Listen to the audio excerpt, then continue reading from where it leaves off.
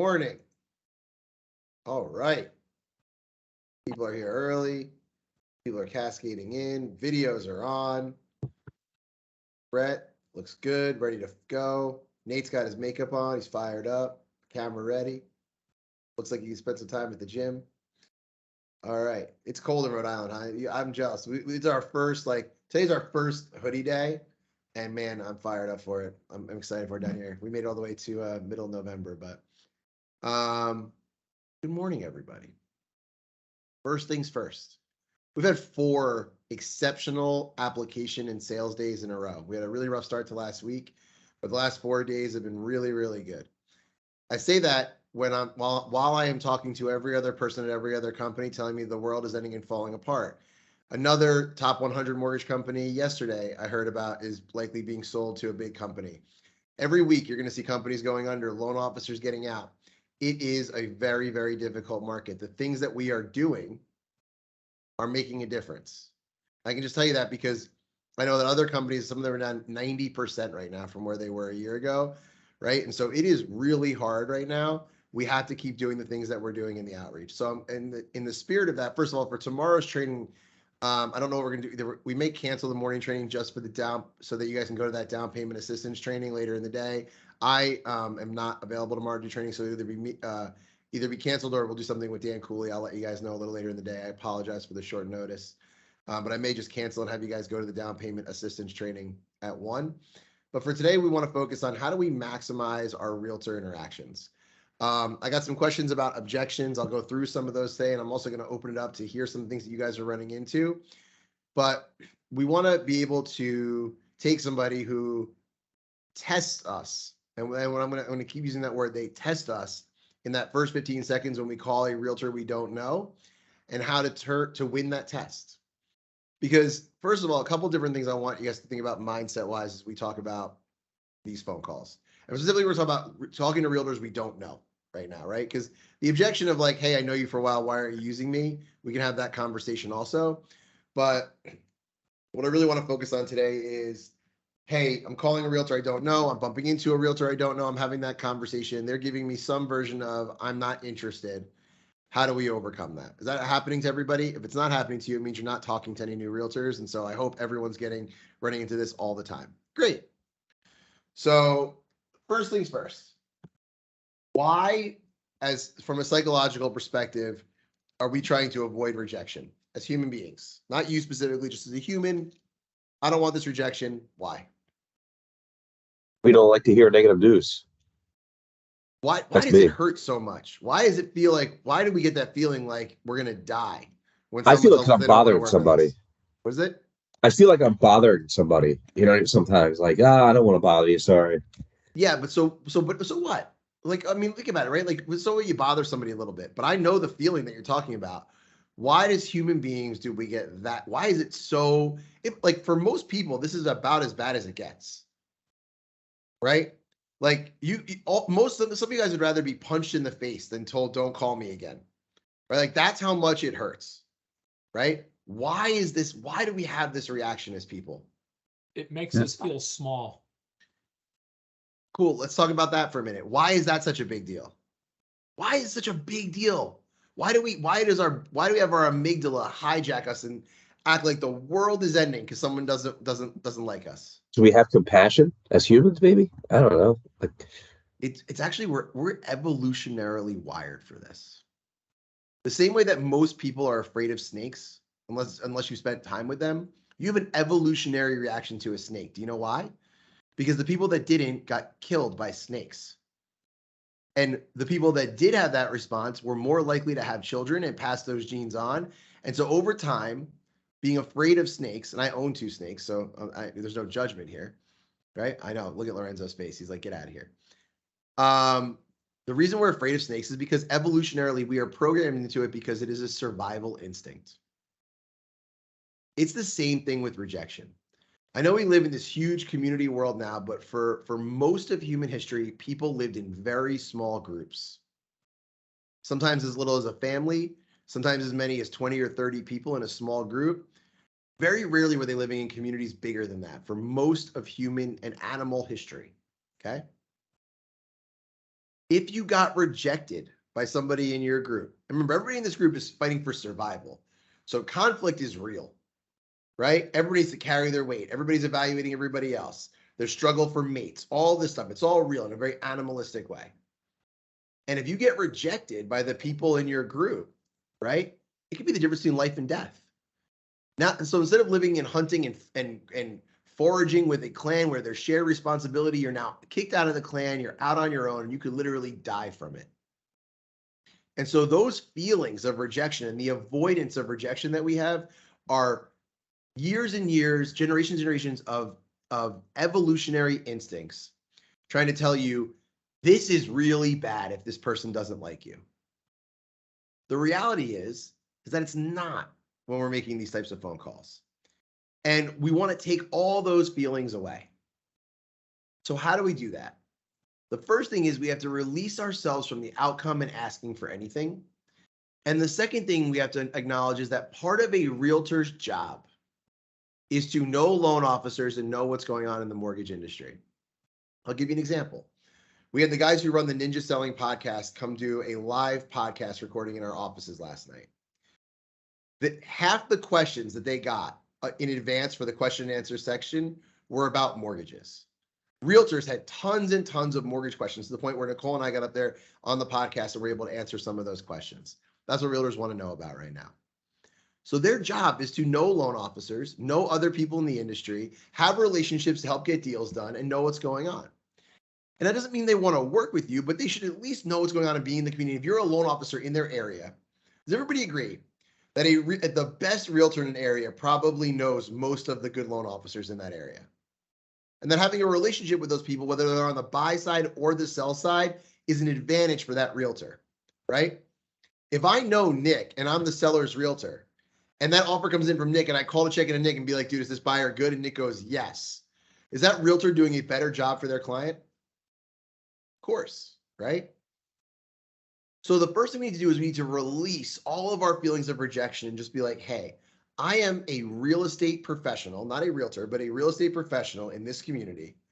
And part of my job is to know and have relationships with the other real estate professionals in this community.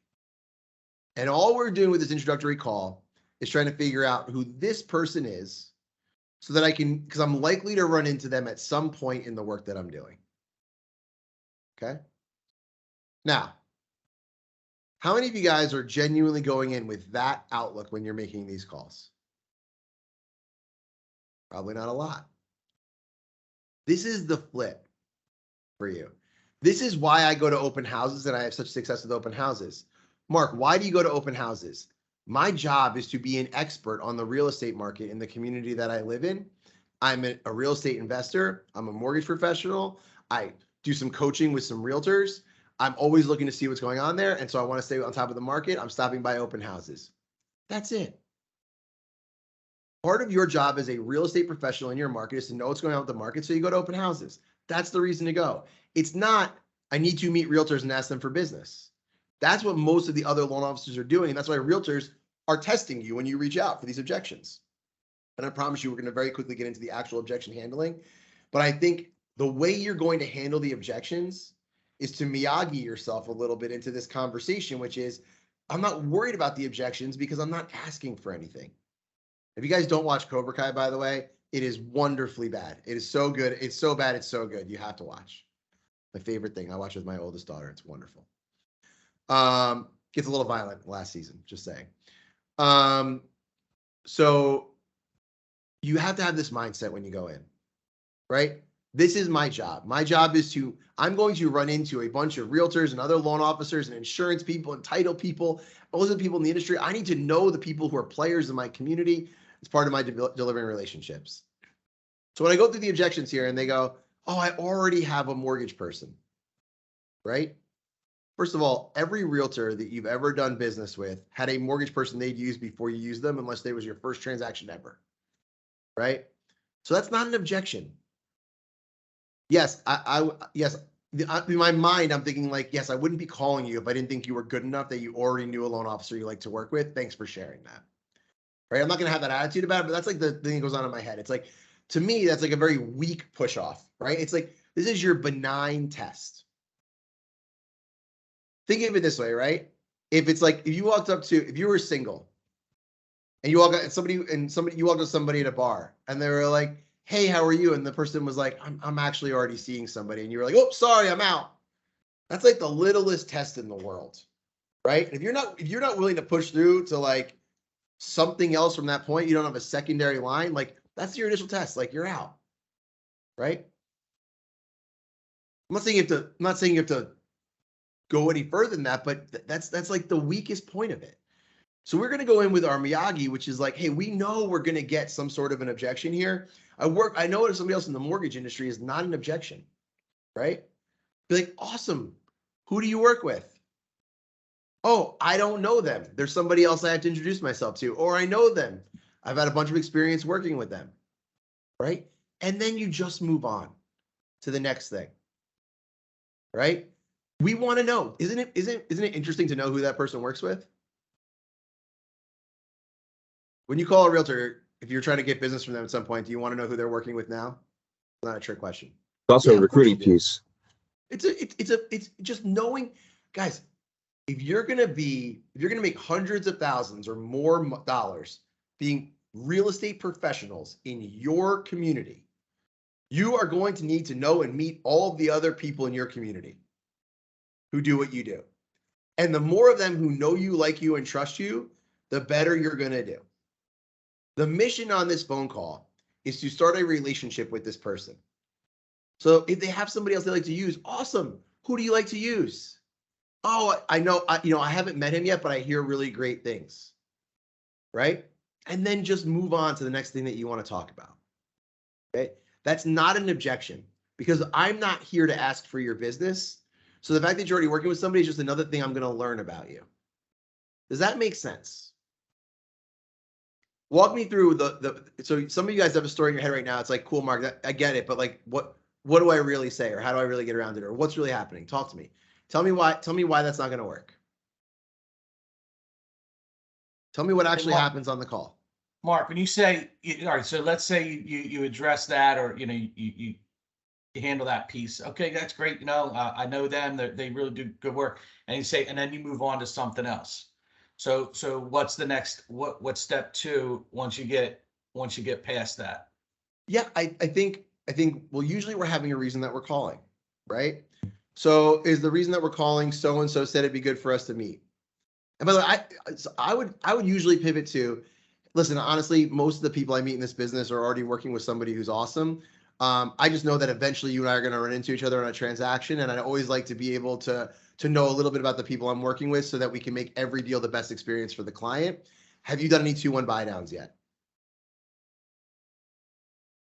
Right? Something like that when I talk about it, right? Or has anybody come, have you had any experience, do you have any homes that you find right now that are sitting on the market that you don't have a solution for? Or I saw that you have 123 Main Street, it's been in the market for 90 days, and you just reduced the price. Have you considered offering a seller's concession that somebody might use towards a 2-1 buy down, right? I want to have a reason I'm calling, or I shouldn't be calling, right? So what I'm shifting into is like, yeah, listen, I saw your numbers from last year, Betty. Obviously, you have one or probably a couple of mortgage people that you know and like working with. That's not really the reason for my call. Part of my job is to know all the other players in the industry, and eventually you and I are going to run into each other on a deal. So I just always like to reach out and introduce myself so that, we know a little bit about each other when those opportunities come up. Listen, quick question for you. I saw that 123 Main Street's been on the market for 90 days. You just reduced the price. Had you considered at all offering a seller's concession instead, so that somebody could do a 2-1 buy down or have a reduced interest rate over the first couple of years? That's it. We're into the conversation. Oh, and by the way, they tested me. Hey, I have somebody else. I was like, awesome. I love people who have somebody else. Let me show you how I'm an expert on this thing. And I did more research about you before my call than anyone else who's ever called you has. And I'm not going to ask you for anything. Right? And then, cool. Yes, we have done the seller suggestion. No, my sellers won't do it. I don't really know about 2-1 buy downs yet. Awesome. I'd love to send you some information. And then one of the things I'm doing for my realtor now is I'm running a class every 2 weeks, kind of talking to realtors about what's going on with the 2-1 buy down program. So I think it's going to be a major differentiator over the next 3 or 4 months. Would you be interested in learning more about that? Awesome. I'm having a 3 to 5 minute phone call, right? Introduce myself. Hey, before I hang up, last thing. I'm going to shoot you a connection request on LinkedIn, Facebook, and I'm going to give you a follow on Instagram. I'd love to stay in touch through social media. Just look out for my request. Great. We get off there. I've written my handwritten note card, throw it in the mail, 13 by 30. I have my connection. I have my follow-up strategy, and we're ready to go. And so I took this person from, I already have somebody I work with, to I just provided you value in 120 seconds. I ended the call without asking you for anything. I'm providing you more information, and I have another reason to reach out. And so we take something from like, hey, that was awkward, and now I feel like I want to crawl into a hole and die, to, hey, I have an opportunity to start a relationship with somebody. And again, if in your head you're feeling like this might be a waste of my time because they already work with somebody, you've already lost. If you're awesome, there's a guy, the Ninja thing last night, who asked a question about authenticity. And Matt and Garrett had a bunch of answers, but I always go back to my go-giver stuff on this. Being authentic doesn't mean you have to be the most version of you all of the time.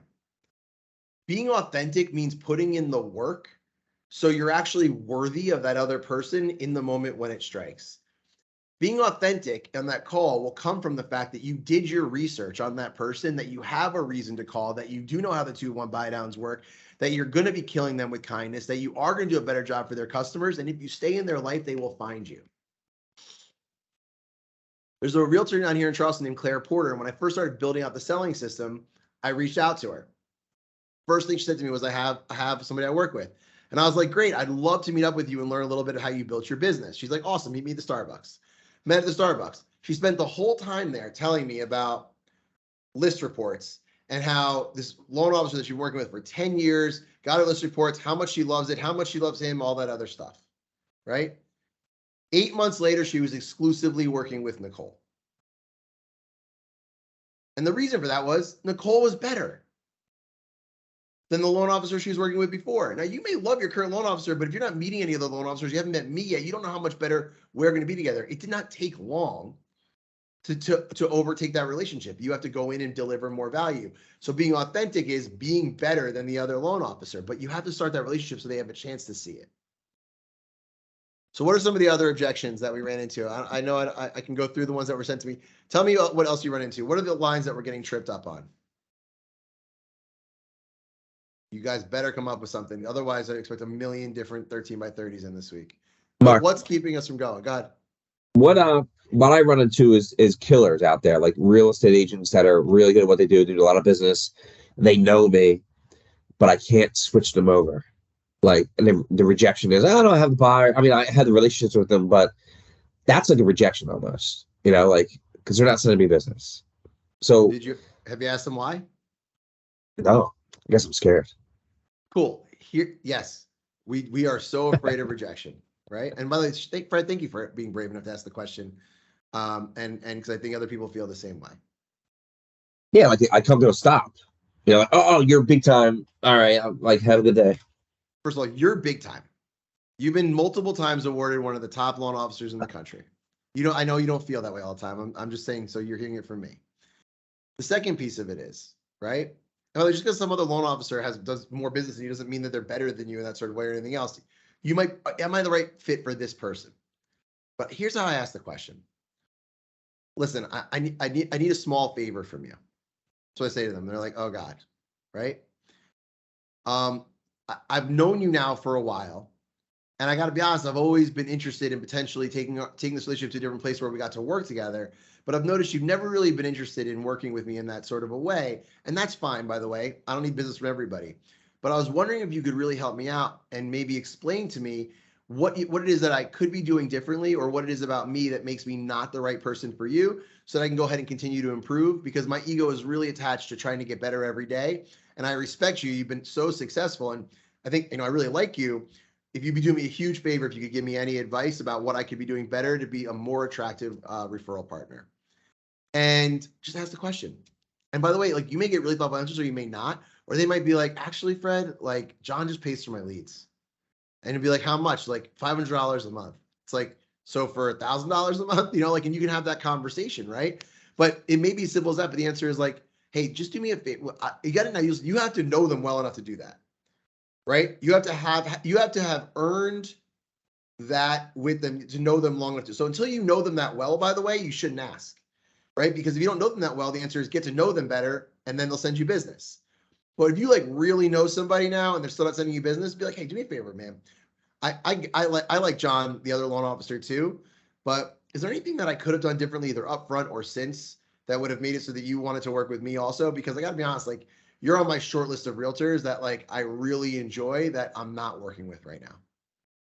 Right? And just ask the question that way. There's nothing wrong. And by the way, like if they get weird about it, great. They were never gonna work with you anyway. The people that you want to work with are the ones who are going to be like, you know, Fred, honestly, I out of habit, this is who I send my stuff to, but the next one I'll send it to you. Awesome. Before you do that, tell me, what are the 2 or 3 things that are most important for me from a loan officer? I want to make sure I over deliver on what you're looking for if you ever give me that opportunity. And ask the questions, right? So again, what's the ego attached to? I want to know everybody in my community. I want to build relationships with everybody, so on my deals I can deliver better value to my clients. Then once I do, my ego is attached to getting better. And if I go in all my conversations with that, I'm trying to help them get better. I'm trying to help myself get better. You will attract the right people to want to work with you, and you'll be able to have those conversations. Who had their hand up? Is it Hannah? Yeah, Hannah. What objections are you running into? So it kind of runs off of what you were just talking about. It's how much money can you give me before them sending us anything? So it's an objection of, okay, well, so-and-so is giving me $1,000 a month. Can you meet that, match that, compete with that before we ever, so it's off of perceived business instead of what they've already sent us. So being on the newer side of things, it's, you know, where's the ROI on that? And can we guarantee that? And things like that. So it's an objection I feel like I'm running into pretty frequently, because here it's how much can I buy your business for? So how many times have you actually gotten into that part of the conversation with different agents? I'm just curious. Between 4 and 5. Aggressive. And what I mean by that is, how well do you know those agents? So the branch that I came from produced between 80 and $90 million a year. And they were agents that worked with them and got cut from their marketing dollars when layoffs happened. So they found other companies that were willing to give them that much money. And they were getting anywhere between $2,000 and $3,000 a month in marketing spend. So you know these agents well? Yeah. Cool. So are they people that do enough business that it makes sense for you to give that money? Right now, no. Okay. So that would be the conversation that I would have, right? And so listen, hey, by the way, that might not be the right agent for you right now, right? So the answer is, if by the way, those marketing dollars are not working if these people don't have enough business. In general, for me, I'm looking to spend at most 1,000, but my target is $500 in marketing expenses for every loan that I'm bringing in. And I will, if I'm going to do an MSA with somebody, I'll say, cool, here, I'll tell them up front, here's the deal. I'm going to evaluate this every 3 months. I don't care where the loans come from. In other words, whether it's leads or something else. But if at the end of the 3 months, for this much money, we haven't closed this many loans, I'm going to pause this. And it's up to you to make sure you're working with me on that to make sure we hit those numbers. And 70% of agents get scared and don't want to work with me. And by the way, good, because it was going to be a failure anyway. And 30% go, that's awesome, that's fair, let's do it. And then we make it work. And I set the ground rules up front, because otherwise what happens is you go to that lead buy, 7 months go by, you're afraid to have the conversation. You don't know when the loan's coming in. You're going to piss the other person off. And then when you finally do bring it up, you're already angry about it. You come out firing, and then the relationship is blown. Right. Set the ground rules up front about what you're looking for versus what they're looking for. And by the way, some realtors are going to go around to whoever's going to give them that money over and over again, right? And then every 6 months, you're going to see they have a new partner. Well, if every 6 months you have a new partner, it means you're a bad partner. Very simple. I don't hire any loan officers that jump companies every 9 months either, right? Oh, I worked for all these bad companies. It's like, of all the companies you worked for are bad, it's probably you.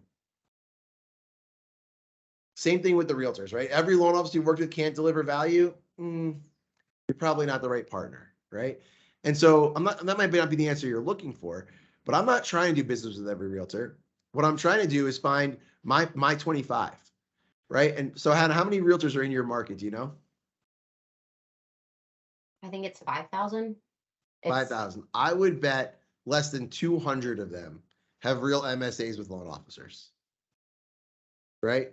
And so now some of them, again, a good MSA where the numbers work, lean into it, right? They exist most of the time. And I know this because I see Movement Mortgage right now. I see Guaranteed Affinity severing relationships with real estate companies, firing their real estate companies. Those things don't work, right? So it's like most of the time it doesn't work, but it can, right? And so if you need help figuring out the math or the ROI on those things, I'm happy to have those conversations. I can help out. I got a message here from who just now? Lorenzo, what was the question? Yeah, just if you can kind of touch on like what we cannot do, because obviously the whole world of realtors is kickbacks, and what can you do for me? Yeah, I mean, generally, I mean, we definitely can't do kickbacks, but what we can do is shared marketing, right? So, the easiest way to do these things is Zillow leads, Realtor.com leads, some other type of lead source where you're paying the money directly to the marketing company and then sharing those leads. Those are very easy to do. If you're renting office space and it can be fair market value, we have ways that we can evaluate that and we can set things up that are like that. But it has to be some sort of shared marketing cost. There has to be value in it for both sides. Or it has to be something that you're renting or space that you're renting, that kind of a thing, to make those things compliant and work.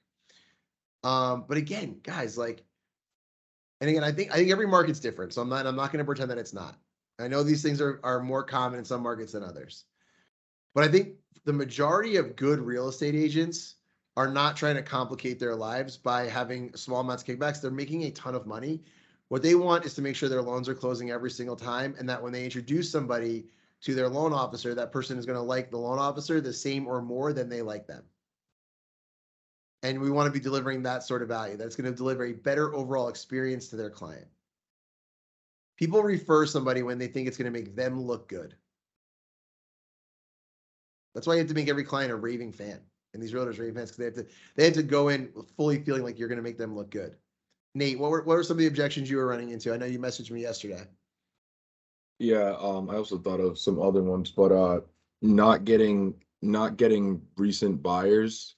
That's one that I've heard a lot of people will say, like, oh, haven't got a lot of buyers lately or something like that. What would you say to that while you're on the phone with them? Well, okay, perfect. So the first thing is, have we looked them up?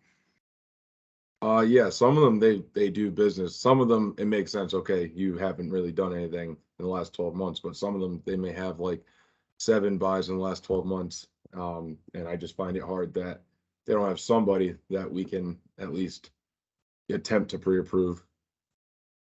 So I'm gonna, it depends on how well I know somebody, right? Until I really know somebody and I have real evidence that they're not telling me the truth, I'm going to assume that they're telling me the truth when they give you that as an answer. And then I'm going to ask them kind of what their strategy is for next year to help with that, or what they're doing right now to fix it.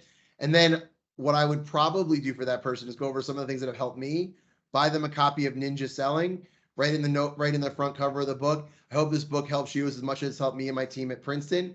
And I would either hand deliver that to them or send it to them in the mail, or drop it off for them and say, listen, I know that this isn't going to solve all your buyer problems today, but I think this book is amazing. And I think, I wanted to give it to you. And so now I'm trying to help them with whatever their problem is. And I think they'll be attracted to you. If I get to know them really well and I think they're not telling me the truth, I might just say like, hey, listen, I've noticed on Facebook or my data source in MMI says that you've actually had a bunch of buy sides this year. I'm okay if you don't want to work with me. I just want to make sure that I'm not missing something. And again, I'm never coming from a place of defensiveness. I'm coming from a place of curiosity. Like, hey, like if we don't want to work with me, like I'm not the right guy. Like, I'd love for you to tell me why, so I can kind of continue to improve. No problem. Not everyone's going to work with me. I get it. But I do see that you have some buy sides here. What am I missing? And just again, it makes you more of an expert. And if you come in humbly and with curiosity, people will be attracted to it. The kind of people that you want to work with.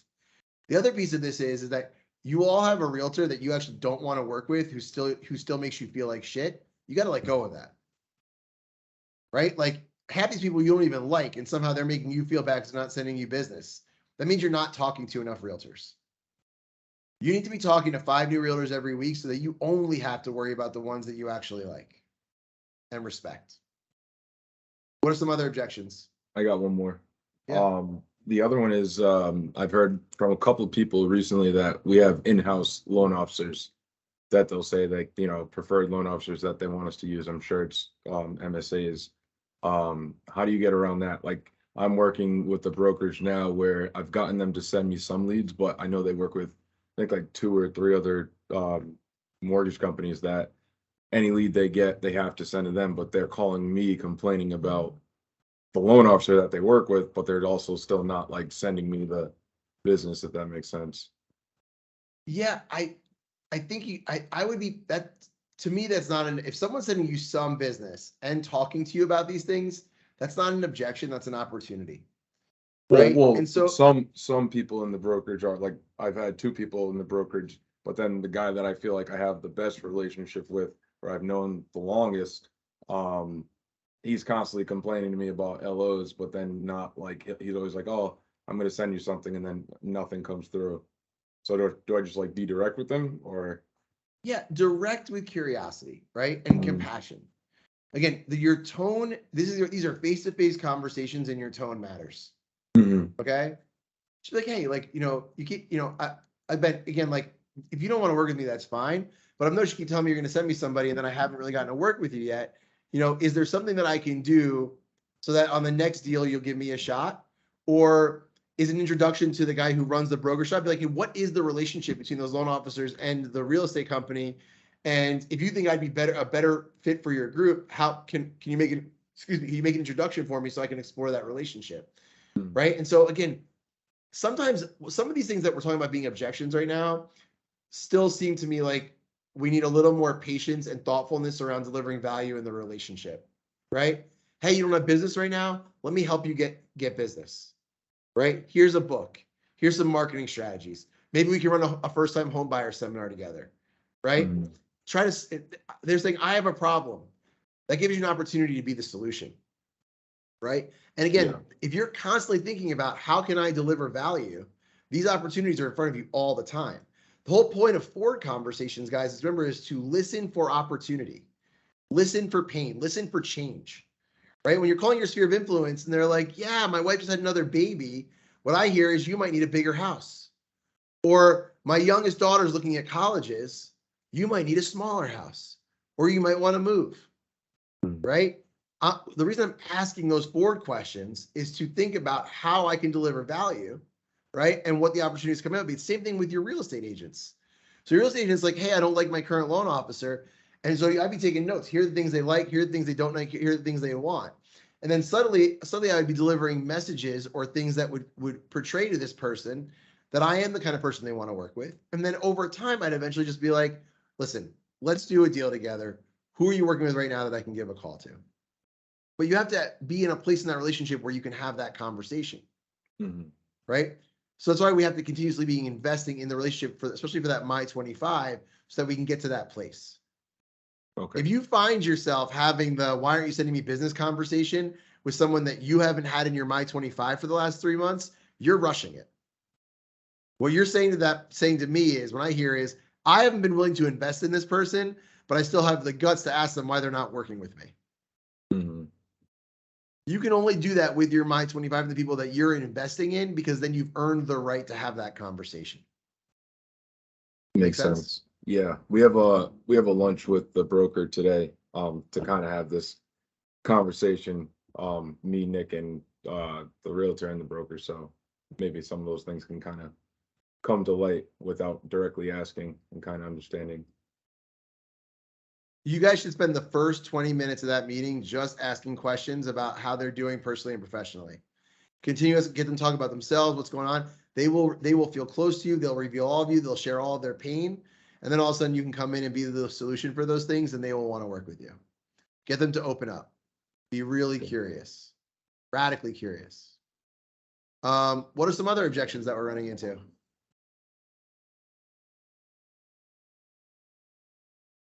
I've had realtors. Oh, sorry. Go ahead, Paige. I've had realtors say, I'll ask them for a coffee and they'll say, oh yeah, maybe after the first of the year. And I'm like, are we already in that mode of Christmas and Thanksgiving where the end of the year should be ramped up for people, What's the point of the coffee meeting? To get to know them. What's in it for them? A free coffee and knowledge, I guess. Maybe, right? And so what I would actually say is, if people are everybody's constantly making a value equation, okay? And there's three components to value when you think about whether or not you're going to do something.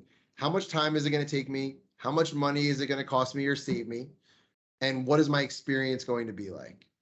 And the reality is, there's usually not a lot in it for a realtor to just have coffee with somebody, unless there's a specific piece of information or value or teaching or something that's going to come out of that is going to make it worth it for them to give away their time, especially this time of the year where people feel pressed for time, right? A lot of realtors are people with families. They have tremendous guilt around not spending enough time with their families around this thing or that thing. And so remember, saying yes to you and coffee means saying no to something else. Either that no to something else is sitting at home and watching Judge Judy, right? Yes to you means no to something else, right? And so how can you make that coffee meeting more attractive or deliver more value in that time period to make people want to do it sooner? Because after the first of the year is an F-off answer. What they really mean is never, and I'm hoping you'll move on to somebody else between now and then. And so even if they're really busy, they're not prioritizing it, right? So maybe we didn't do enough in the Ford questions part of that conversation to uncover pain or as an opportunity to deliver value that suddenly makes that coffee more attractive, right? So for me, when I'm talking to realtors, it's always about, hey, I've read all these books. I do all this marketing stuff for myself. I'm out there doing social media. Let's meet up so I can deliver some sort of value to you on how I've grown my business so I can help you grow yours, right? I'm always coming at it from a coaching perspective, trying to deliver value in that way, right? Or I want to introduce them to somebody else that I know, right? So I try to be very well connected. I know this person, you know this person. I'd love to introduce you guys. Let's meet up, right? So I'm going to try to deliver. I want to make it a no-brainer, right? And so what I mean by that is, if I said to you, hey, do you have an hour today to do some hot yoga with me? You'd probably be like, no, I'm busy, right? You know, whatever, maybe that's not your thing, right? But if I said to you, hey, I need an hour today and I'm going to show you how to make $1 million a year in passive income with this crazy algorithm I built for the Amazon website, you'd be like, I'll see you in an hour, right? If you believe me, right? So how we evaluate whether or not we're going to go to that coffee comes from what we think we're going to get out of it. And so, yes, we want to be over the top enthusiastic. We want them to have a good time. They go for coffee. And some realtors will do it just for the social aspect or because they also know they're supposed to be meeting people and they don't want to call anybody to set up a meeting. But the reality is the way you want them to be excited about it is to deliver value. I have 40 realtors tomorrow coming to an OKR class that I'm running that they all paid for. I charge them for it and they're all paying to come and learn about how to set goals for 2023. So I'm delivering so much value that they're taking 4 hours out of their day to come pay to hear me coach them on that stuff. That's where you're trying to get to when you're talking about delivering value for their business. Right. And so again, I know that's a lot, but I'm saying what the coffee is not the Starbucks $6 coffee is not enough to get me out to leave my house for most people, especially during the holidays. What else are they getting when they come to that meeting? And just think about it and what you want to deliver for value. Ken. One of the things you and I talked about once before, and I thought was pretty good, and I think it builds on what we were just saying about if they're giving you an answer like that, you know, that maybe you didn't do a good enough job in that initial Ford conversation. And you and I talk about, you can sense when people are moving towards you or moving away from you, and you don't want to try and close on a coffee appointment when someone's moving away from you, because then you're chasing. Can you kind of talk about that for a minute and how that plays into the conversion of the appointment? Yeah, yes, I do. And by the way, I think I don't want to really try to close here unless it feels good. And that doesn't mean, by the way, some of you guys, that means that you would never close. And so you can't be that afraid of the rejection. But here's some of this. Hey, I really enjoyed getting to know you a little bit on this phone call. And I hope you've enjoyed getting to know a little bit about me. I'd love to continue the conversation. Are you more of a coffee person or a happy hour person? Right. And that's kind of how I would go in for my close for that if I had to. But it should feel like, again, I want to come with a compliment. Like, hey, I really enjoyed getting to know you, and I hope you've enjoyed getting to know a little bit about me. If you have any interest in continuing the conversation, I'd love to meet up for coffee or happy hour. Which do you prefer for your meetings? Right? And we can kind of lead into it that way, right? But it shouldn't feel like you're closing somebody. It should feel like in advance of the conversation. And it should actually feel like, hey, I want to be respectful of I called you out of the blue. I want to be respectful of your time right now. But I've enjoyed this. let's set up another time to connect. Right? And if they don't want to, that's fine, right? But I would say is you probably haven't delivered enough value in that conversation yet. And that's okay too. If it doesn't feel right, there's also okay with saying like, hey, I really enjoyed this conversation. I don't want to take up any more of your time. I hope we'll run into it together soon. Do you mind if I connect with you on Facebook and LinkedIn? Of course not. Great. Super soft. Now I want to try to deliver them value through my Facebook feed for the next 30 days, get them into my 13 by 30. And that way, when I call them after my 13 by 30 and they've, by the way, Mark Zuckerberg will put your post at the top of their page for the next 30 days because you guys are new friends. They're going to see all your posts. They're going to get your things in the mail. They're going to get our weekly emails. They're going to get the social media retargeting. When you call back in 30 days, you'll have delivered so much value at that point and seen all their social media for 30 days that you'll have something to talk about and go, hey, I'd love to get together and discuss with you X. And so just don't rush it.